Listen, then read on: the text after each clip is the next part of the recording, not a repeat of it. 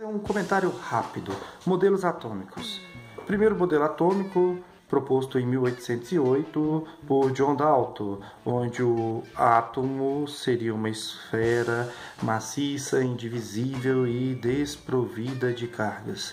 Muito bem, em 1898 nós temos Joseph John Thomson, que propôs que o átomo, a partir de agora, ele seria divisível. Veja, o átomo de Dalton,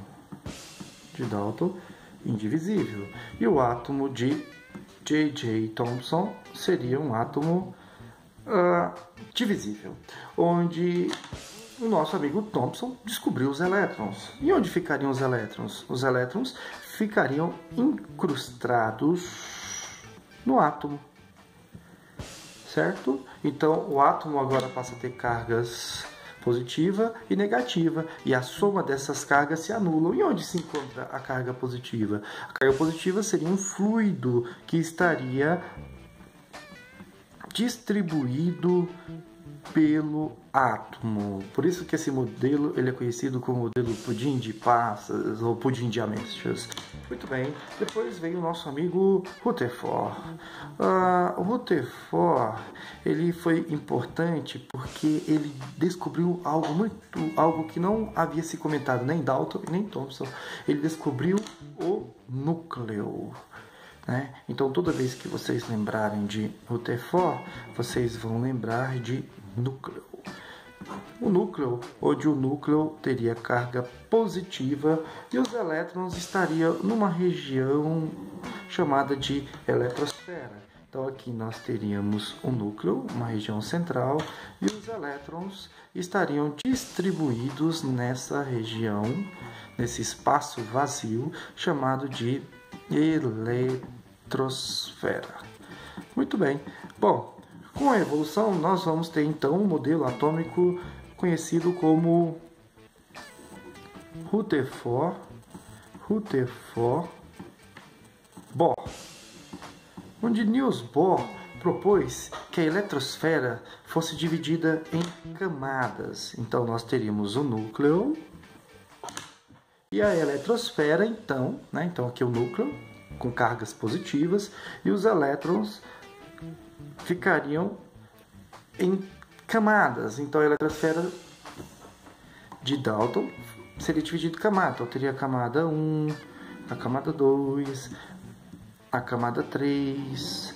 Quantas camadas? Infinitas camadas. E os elétrons estariam então presentes nessa região, ou seja, nessas camadas.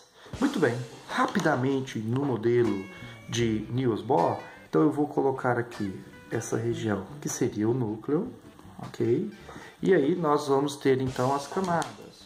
A camada 1, a camada 2, 3, 4, 5, 6, 7, ou seja, nós vamos observando então que eu tenho o núcleo, a camada 1, nível 1, nível 2, nível 3, nível 4, nível 5, nível 6, nível 7, e quanto maior a distância que o nível se encontra do núcleo, quanto maior a distância que o nível se encontra do núcleo, maior então é a energia.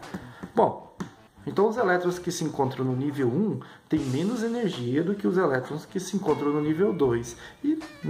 E assim subsequentemente. Ainda no modelo de Bohr, onde eu tenho então o núcleo, lembra? O núcleo e os níveis, ou seja, a eletrosfera seria dividida em camadas. Então eu tenho o nível 1, eu tenho o nível 2, o nível 3, o nível 4, o nível 5, o nível 6, o nível 7. Quantos níveis nós temos? Infinitos níveis. Bom, Só que nós estudamos basicamente 7, porque atualmente nossa tabela periódica ela é composta por 7 períodos. Muito bem, então verificando o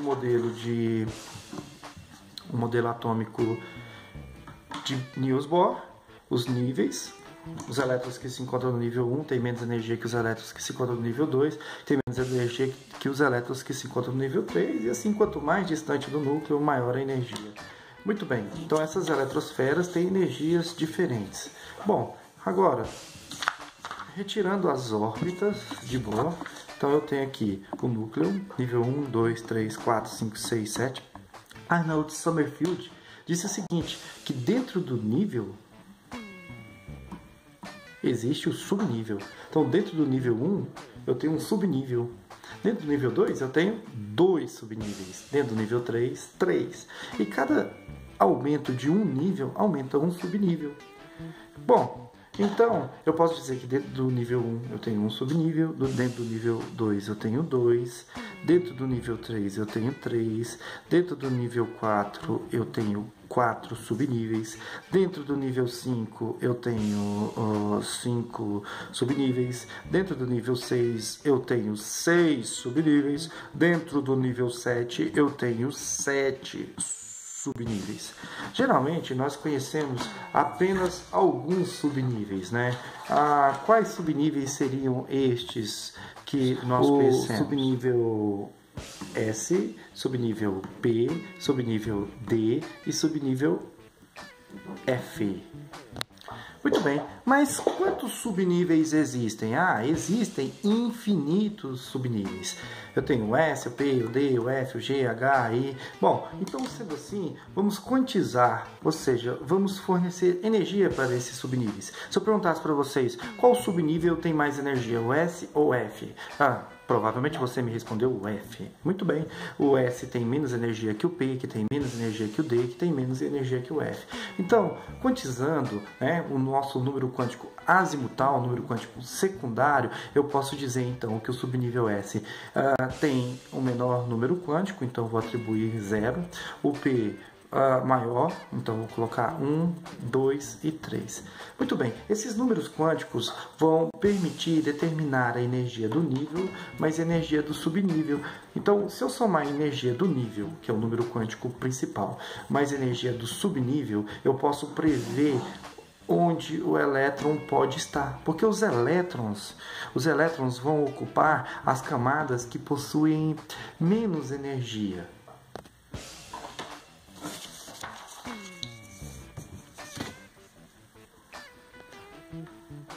Muito bem, então sabendo que o nível 1, 2, 3, 4, 5, 6, 7 tem energias distintas e que o nível 7 tem mais energia que o 6, que tem mais energia que o 5, que o 4, que o 3, que o 2 e que o 1, e que dentro do nível existem subníveis e esses subníveis também têm energias diferentes, eu posso somar a energia do nível,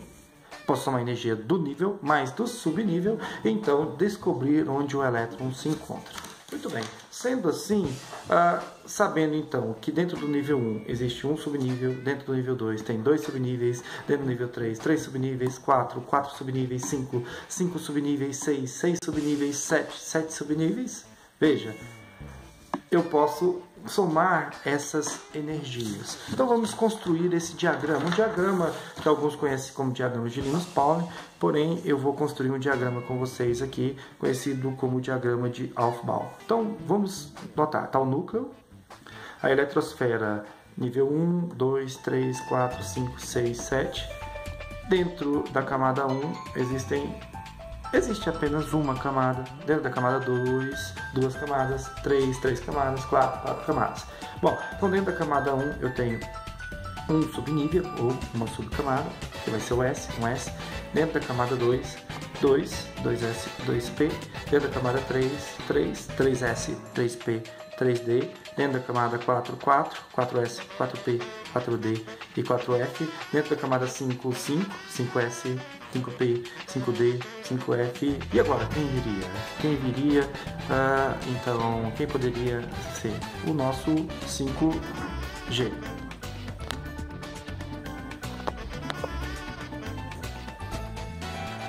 Então, nós temos no nível 6, 6 subníveis, 6S, 6P, 6D, 6F, 6G, 6H. Provavelmente vocês nunca devem ter ouvido falar sobre o 6G e o 6H, né? Mesmo porque vocês não devem ter utilizado. Então, como a gente não utiliza, ele também não é lembrado. Mas, dentro do nível 6 existem 6 subníveis, e dentro do nível 7 nós temos 7 subníveis. Temos o 7S, 7P, 7D, 7F, 7G, 7H e 7I. Muito bem, analisando então os níveis, a energia de cada nível, eu posso dizer que a energia do nível 1S é igual a 1. Por que 1? Porque se eu somar a energia do subnível do número quântico principal mais o secundário, lembra? O número quântico principal refere-se a um nível. Então eu tenho aqui nível 1, nível 2, nível 3. Se o elétron está no nível 1, o número quântico principal vale 1. E o número quântico secundário, os subníveis S0, P1, D2, F3. Então, somando a energia 1S seria igual a 1. Somando a energia 2S2, 3S3, porque 3 mais 0 é 3, 2 mais 0 é 2, então 4 mais 0, 4, 5 mais 0, 5, 6, 7. Muito bem, então veja, 1S, 2S, 3S, 4S, 5S, 6S, 7S. O subnível 7S tem mais energia que o 6S. Muito bem. O 2P, quanto vale 2P? Bom, número quântico principal 2, mais número quântico secundário 1. 2 mais 1, 3. Então eu posso dizer que a energia aqui é igual a 3.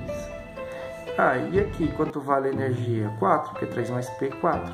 E aqui quanto vale a energia? 5, porque 5 mais P, 4 mais P, 5. E o 5P? 6. E o 6P? 7. E o 7P? 8. Por que 8? Porque o número quântico principal 7 e o subnível P 1. 7 mais 1, 8. Número quântico principal mais número quântico secundário. Beleza. Então quanto vale a energia do 3D? 3D, 3 mais D. Quanto vale o D? 2. 3 mais 2, 5. 4 mais 2, 6. 5 mais 2, 7. 6 mais 2, 8. 9. Veja, vai só aumentando, né? Aqui só tá, se o subnível é o D, aumenta o nível, aumenta mais 1. Então se eu tenho 4F, 4 mais 3, 4 mais 3, 7. 5 mais 3, 8. 6 mais 3, 9. 7 mais 3, 10. Beleza. Então quanto vale o G? Vamos pensar. S, P, D, F, G, H, I. Então é só mais um. Então o G, 4, o H, 5 e o I, 5, 6. Então beleza. Então 5G. Se o G vale 4, 5 mais 4, posso dizer que a energia aqui é igual a 9. 6 mais 4, energia igual a 10. Energia igual a 11. 6H. 6H, quanto vale o H? O H vale 5. 5 mais 6, 11. Então a energia aqui... 6 mais 5, 11, né? 11. E aqui, 7 mais H. 7 mais 5, 12. E o I, quanto vale? 6. 7 mais 6, 13. Bom, olha, veja, eu tenho então nível 1, um subnível, 2, 2 subníveis, 3, 3 subníveis, 4, 4 subníveis, 5, 5 subníveis, 6, 6 subníveis, 7, 7 subníveis, e poderia ter aqui o 8 e 8 subníveis. Ou seja, eu teria 8S, 8P, né? E assim por diante. Mas eu vou colocar só até o 8 e vou perguntar para vocês, quanto vale a energia no 8? Energia no 8 vale 8 mais S. Se o S equivale a 0, 8 mais 0, 8. O principal, o nosso diagrama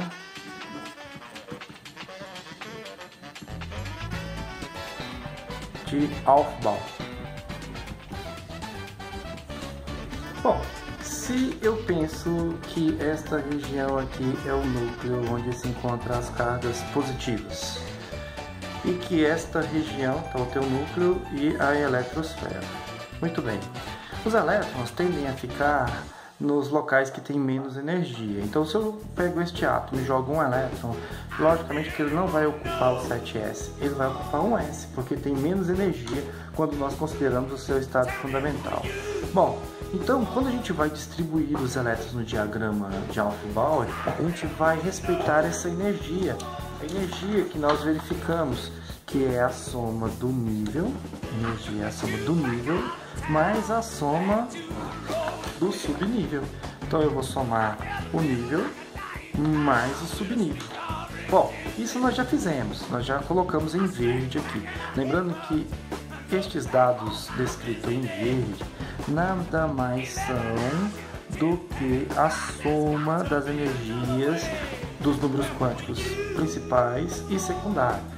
1s, 1 mais 0, 1 e assim subsequentemente, como nós já fizemos. Muito bem. Então, a distribuição eletrônica ela vai acontecer do seguinte modo. Bom, onde os elétrons vão entrar primeiro? É bem simples. É bem simples. Os elétrons vão entrar primeiro no nível 1s, porque 1s tem energia igual a 1, certo? E é o local com menor energia. Tá, e depois? Onde entraria? No 2s ou no 2p? Ah, bom, se o nível 1s, se o subnível 1s encheu de elétrons, o próximo é o 2s. Tá, mas e depois? Entraria onde? No 2p ou no 3s? Porque tanto o 2p quanto o 3s tem quanticamente a mesma quantidade de energia, sim. Só que se eu analisar a distância do núcleo, o 3s está mais distante do núcleo do que o 2p. Então o elétron vai entrar primeiro no 2p e depois que encher o subnível 2p com elétrons, vai para o 3s. Tá, e depois do 3s para o 3p. E se encher de elétrons o 3p, eu posso ir para o 3d? Não, não posso ir para o 3d. Por quê? Porque o 4s tem menos energia do que o 3d. Então eu tenho que encher o 3p e ir para o 4s. Depois que encheu o 4s com elétrons, aí sim eu venho para o 3d. Depois para o 4p, depois para o 5s. Veja, a energia do 3d é igual a 5, do 4p igual a 5 e do 5s igual a 5. Então eles têm energias iguais, porém eles têm distâncias diferentes do núcleo. Então eu vou preencher primeiro o subnível que tem menos energia e que está mais próximo do núcleo. Então, primeiro 3d, 4p, 5s. Muito bem. Aí depois 4d, porque tem energia igual a 6, 5p e 6s. Tá, e depois 4f, 5d, 6p e 7s. Porque, veja, energia 7, 7, 7, 7. Depois eu venho para o 5f. Do 5f eu posso vir para o 5G? Não, vocês lembram que eu disse que o 5G algumas pessoas podem não ter conhecido porque não utiliza. Se nossa tabela tem 7 períodos, nós vamos ter átomos com distribuições eletrônicas até o subnível 7. Até os subníveis do nível 7. Muito bem, então, para chegar no 5G, que tem energia igual a 9, eu tenho que passar pelo 8S, que tem energia igual a 8. Então percebam que nós não vamos chegar no 5G ainda, né? Talvez quando vocês estiverem vendo este vídeo, alguém já chegou no 5G. Muito bem, então, do 7S, se encher elétrons com 7S, eu vou para o 5F, 6D e 7P. Muito bem. Então, esse é o diagrama de Aufbau. A gente distribui os elétrons de acordo com a energia. E os elétrons entram primeiro nos locais que têm menos energia. Então, percebam, entrou primeiro no S, que tem menos energia. Olha a soma 1. Depois no 2S. Depois no 2P, 3S. Depois no 3P e 4S, que tem energia 4. Depois no 3D, 4P e 5S, que tem energia 5. 4D, 5P e 6S, que tem energia 6. 4F, 5D, 6P, 7S, que tem energia 7, 5F, 6D, 7P, veja, tem energia 8, e o próximo elétron, se encher o 7P, vai para o 8S, né? E essa soma dá 8. Muito bem, então, nesta aula, nós revisamos os modelos atômicos e verificamos como nós distribuímos elétrons. Eu não disse quantos elétrons comporta o subnível S, P, D e F. Essa vai ficar para um próximo momento.